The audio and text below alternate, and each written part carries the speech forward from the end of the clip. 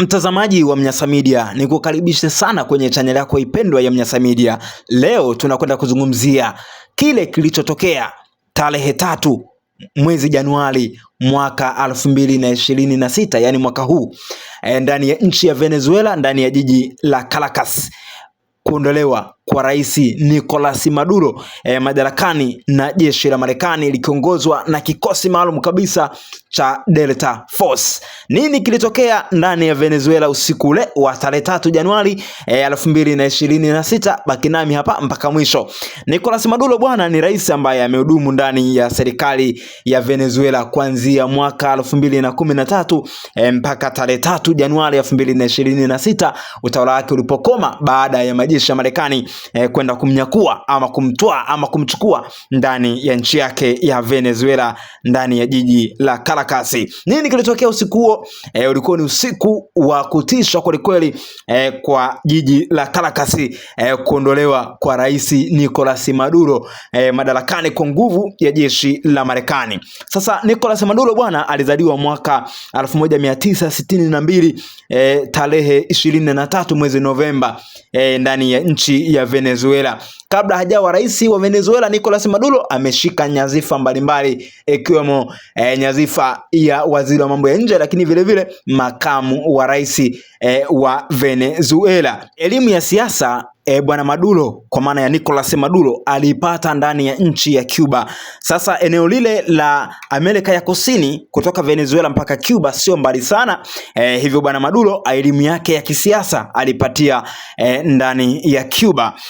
Kiujumla wake bwana Maduro, sababu ambazo zilipelekea yeye kuweza kuondolewa mamlakani ama madarakani, wengi wakimuita kama dikteta, wana siasa wa upinzani ndani ya nchi ya Venezuela walimuona bwana Maduro kama dikteta, lakini kwa upande wa Marekani walimuona kama ni mtu ambaye ananyanyasa raia wake, lakini vile vile ni rais ambaye anafanya biashara haramu juu ya ulanguzi wa madawa ya kulevya, kwa mujibu wa serikali ya Marekani ambayo inaongozwa na rais wa Marekani bwana Donald Trump.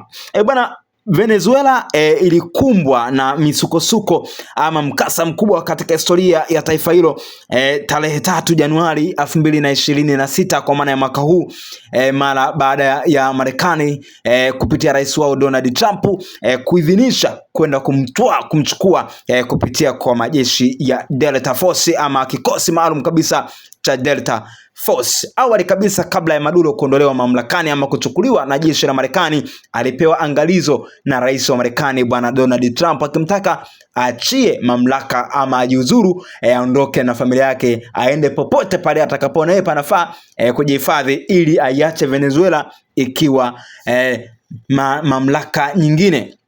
Lakini bwana Maduro bwana alikaidi amri hiyo ya Marekani, akijigamba kwamba yeye yuko imara na jeshi lake liko imara, watapambana mpaka tone la mwisho. Lakini unaambiwa bwana la kuvunda halina ubani, ndicho kilichomtokea bwana Nicolas Maduro. Yeye pamoja na mkewe usiku wa tarehe 3 Januari 2026 alichukuliwa akiwa kwenye makazi yake, huku Marekani ikivurumusha makombola wengine wakiita ballistic missile, makombola ya masafa ya ajabu, masafa marefu, yakipiga eneo la jeshi ndani ya jiji la Caracas na kupelekea bwana Maduro kuweza kukamatwa. Sasa mtazamaji wa Mnyasa Media, nitakupa kisa hiki kwa nini bwana Trump ameweza kufanya hivi. Lakini kwenye mipango ya bwana Trump, lengo lake kubwa ni kuhakikisha kwamba Marekani inapata fursa ya kupata mafuta ndani ya nchi ya Venezuela. Unajua Venezuela ndio nchi ya kwanza kabisa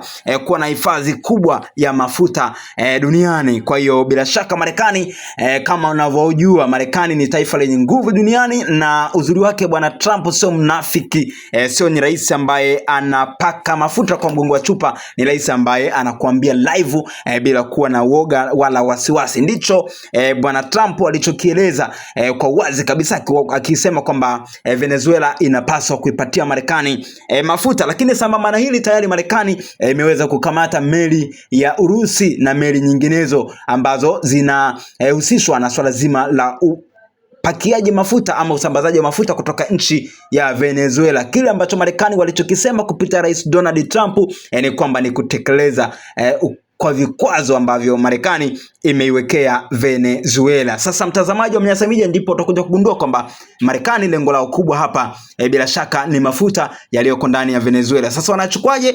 Bila shaka hapa sasa bwana Maduro hakucheza karata zake vizuri. Unaambiwa kwamba unapokula na kipofu basi hakikisha usimguse mkono. Sasa bwana Maduro katika siasa zake ndani ya Venezuela bila shaka kunaonekana kulikuwa na usaliti ndani ya jeshi lake ama ndani ya mfumo wa Venezuela, ndipo Marekani wakaweza kutumia mlango huo wa kumpiga ama kumgaragaza bwana Maduro, kumchukua kizembe sana chini ya Delta Force ama vikosi vya Marekani vilivyokwenda kumchukua ndani ya nchi ya Venezuela. Sasa mtazamaji wa Mnyasa Media, video inayofuata tutazungumza kinagaubaga kuhusiana na Venezuela na Marekani. Nini chanzo cha haya yote?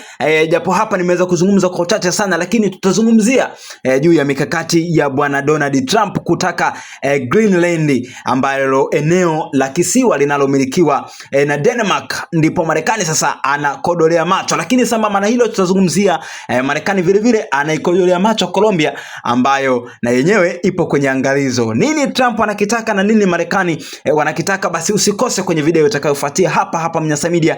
Tuzungumzie juu ya siasa za Marekani na siasa zake za kimataifa na nini Marekani wanakilenga kuhusiana na hayo ambayo wameanza kuyakodolea macho ama kuyatazama juu ya mataifa mengine. Baki nasi hapa, lakini wewe ambaye bado hujajiunga nasi basi usisahau kubonyeza neno subscribe na kuwasha alama ya kengele ili video ikufikie moja kwa moja tunapoiweka hapa hewani, ili kuweza kujua nini Marekani wanakilenga na nini bwana Maduro atafikia mwisho wake utakuwaje, kwa sababu tayari anaenda kushtakiwa ama kesi tayari imesha endelea kunguruma kule nchini Marekani juu ya tuhuma ambazo Marekani wanamnyoshea kidole bwana Maduro. Je, kwa upande wako mtazamaji wa Mnyasa Media, utuandikie, unadhani Maduro ana hatia kweli ama kulikoni? Lakini usisahau mgogoro ambao unaendelea hivi sasa ndani ya taifa la Irani, na tayari Marekani ameshainyoshea kidole Tehran chini ya uongozi wa Ayatollah kwamba endapo watawagusa waandamanaji, Marekani haitasita kuchukua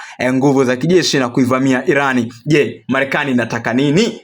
Mtazamaji wa Mnyasa Media, ubaki nasi hapa Mnyasa Media, lakini jambo la msingi ambalo nakuomba usikose kwenye video inayofuatia, maana tutazungumza na wewe mtazamaji kwa mapana yake. Tutaiangazia Marekani kwa nini inalenga sasa kuwekeza nguvu juu ya mataifa mengine, na ikionekana unapishana na maslahi ya Marekani kuna kinakukuta cha mtema kuni. Nyerere, baba wa taifa wa taifa letu la Tanzania, leo kuzungumza ukipingana nao basi utakutana na cha mtema kuni. Ndicho ambacho Maduro amekutana nacho, na bila shaka kitu ambacho hivi sasa kinakwenda kuikumba Tehran. Lakini usisahau tayari meli ya Urusi yenye mafuta imekamatwa na Marekani. Nini kitachofuata? Usikose kuzungumza na sisi kwa njia ya kuhojiana hapa Mnyasa Media kwenye video inayofuatia, na kwa kudondosha comment yako basi utakuwa unatusaidia sana kupokea mrejesho kile ambacho tunakifanya.